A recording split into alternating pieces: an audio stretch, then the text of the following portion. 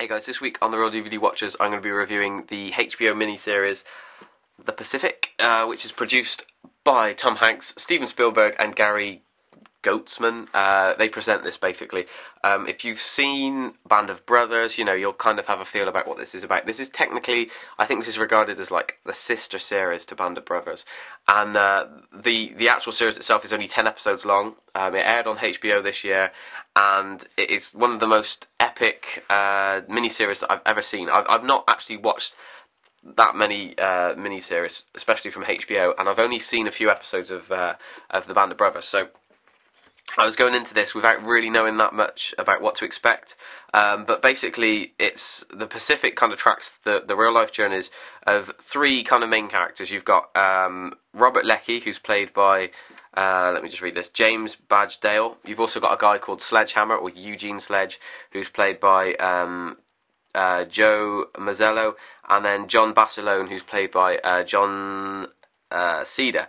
And it kind of the actual focus of it is the Pacific side of like World War II. So it's the Marines kind of fighting against the Japanese soldiers in various kind of areas in the Pacific, and it surprised me because for a series that's only, like I said, 10 parts long, it covers a really many different kind of aspects of that war, and of each episode kind of has a theme in a way, but it kind of highlights a different part of the war. So there's an episode, I think it's like episode 3, so you have like really big battles going on in the first 2 episodes. Then the 3rd episode kind of focuses on the US Marines going back to Australia and being celebrated, and you have an episode with kind of no fighting whatsoever, just kind of character development and seeing how these soldiers were treated when they returned to Australia. And then you have an episode following that where one of the characters, I won't say who because I won't spoil it, but gets sent to a kind of like a mental rehabilitation camp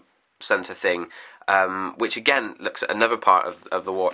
And this series does have quite a lot of character development, and a lot of people have I guess kind of criticised it for that, which I find kind of crazy, because one of the things that I've always been put off by like war films or series and stuff is that, I know this is completely wrong, but a lot of the war movies that I've seen, I've never seen some, ones that I should have seen, but some of the ones I've had, I've kind of didn't like that much, because you don't really get to know the characters and stuff.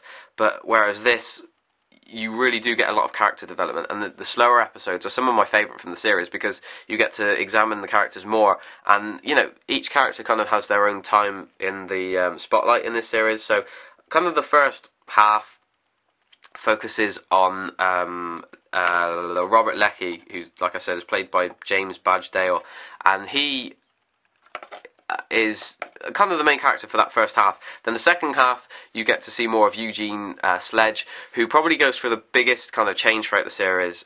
He starts off as like a kind of a very naive, I guess, choir boy, really, who goes in, it really naively, and when he arrives there, his friend who had already gone off to war, he meets him and sees his friend as kind of this changed man, and I guess that's the first kind of shock to him. And then as the series progresses and you see him going into combat, and the kind of atrocities and horrific things he has to see completely change him, and he comes out the other side as this completely different character.